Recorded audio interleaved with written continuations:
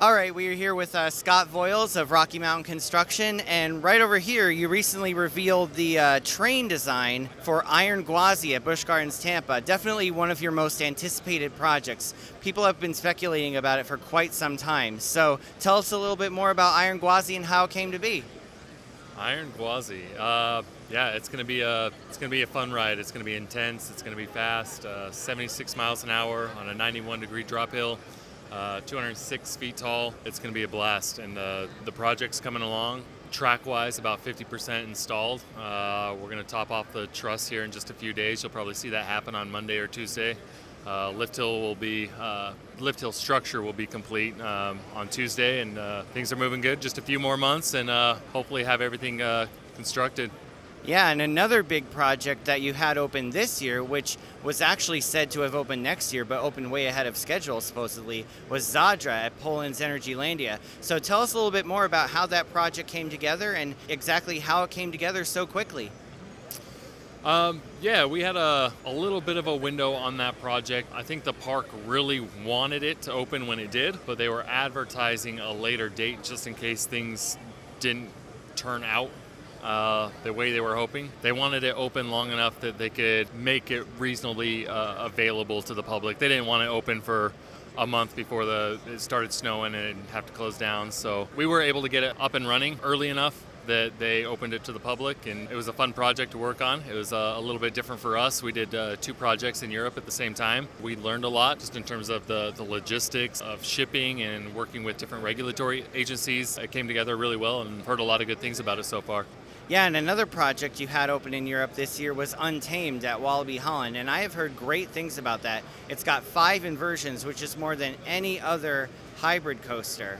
So how did that project come together, and what kind of feedback have you received on it? So I've heard good things.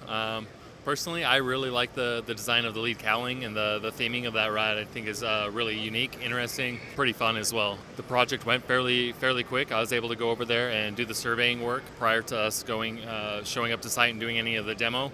So I actually got to go to that job site. I didn't get to go to the Poland one, unfortunately, but it was an easy site to work with for the most part. It was a nice flat site. The water didn't necessarily complicate things, but that was a unique element, having some of the coaster over the water. That was something we haven't really done before, so that was fun, and I think people are really happy with it. For those who have ridden it, they say good things. So. Yeah, and next year you have your biggest Raptor coaster ever opening, Jersey Devil at Six Flags Great Adventure. A lot of people are buzzing about it. They're saying it has the potential to be the best ride at the park.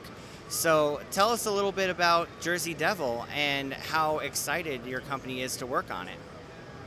Yeah, so this is going to be a little bit different than the Railblazer and the Wonder Woman. We're almost, I think, 1,000 feet longer, if I'm not mistaken. A completely different layout. If you've ridden a Raptor, you know that just the seating on the train and having the single rail, you're exposed on every side. So it's a very unique ride experience, and you get a longer experience on this ride. So I think, I'm not sure what the stats are officially. I think it's 56 miles an hour, if I'm not mistaken. I want to say it's 130 feet tall. But it's going to be fun, definitely.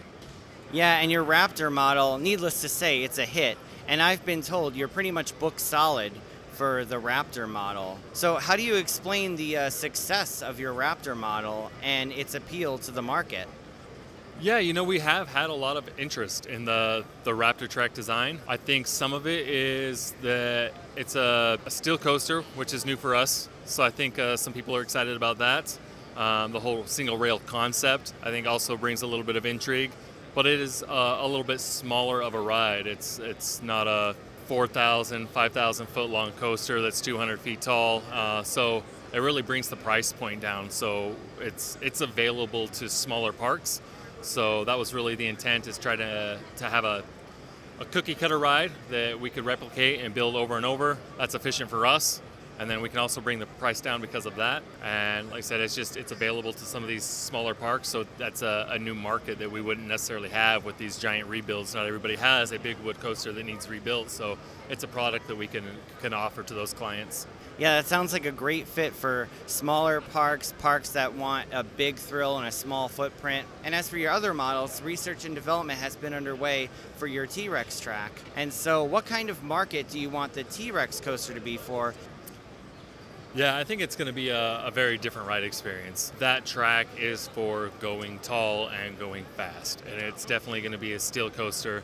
And I think that market is highly competitive with your B&Ms and your Intamins, and we'll see if there's any interest in the TRex. We'll definitely develop further, but it is a lot of time and resource. It costs a lot to develop a new train, structure design. So it's currently at more or less a standstill. If somebody is interested, we might pursue it, but we really want to give the Raptor a chance for a little bit. Give it a few years. Let people be excited about that for a little while before we try to take on something new. So hopefully the Raptor will do well for us, and we'll be able to get a bunch of those out there, and people have really liked them so far. Yeah, in my opinion, the Raptor is a big hit. And so far, I've only ridden Golden Lasso at Six Flags Fiesta Texas. So to wrap things up, where do you see your company going in the next few years? What direction do you want your company to go into? Do you plan on expanding? Do you plan on developing more models in the pipeline? Yeah, I think right now we still have a lot of interest. We're going to do some work with some different parks, some different clients that we haven't necessarily worked with before. I could see us doing more work overseas. That seems to be doing well for us. We've now been to Japan and Sweden and the Netherlands and Poland, so we're branching out a little bit there. There might be a lot more international work, a chance to travel around the world a little bit if you're a coaster enthusiast. We're pretty much booked all the time. We've got plenty of work.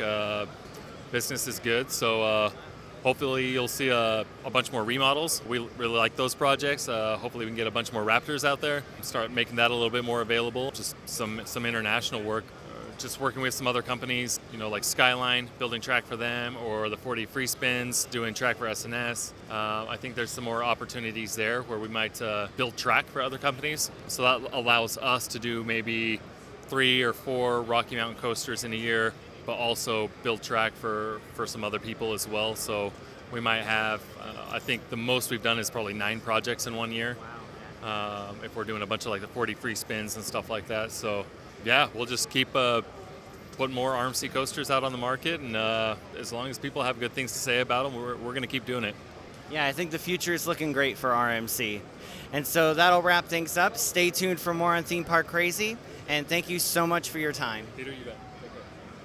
Before we wrap things up, I want to give a special shout out to my new Patreon supporters. Verbal shoutouts start at the gold tier, and if you don't hear your name, you'll see it at the end of the video. Here's a special shout out to Scruffy Show, Zainu Schuler, and Kyle Rabar. Thank you all so much, and if you want to support me on Patreon, you can find a link in the description.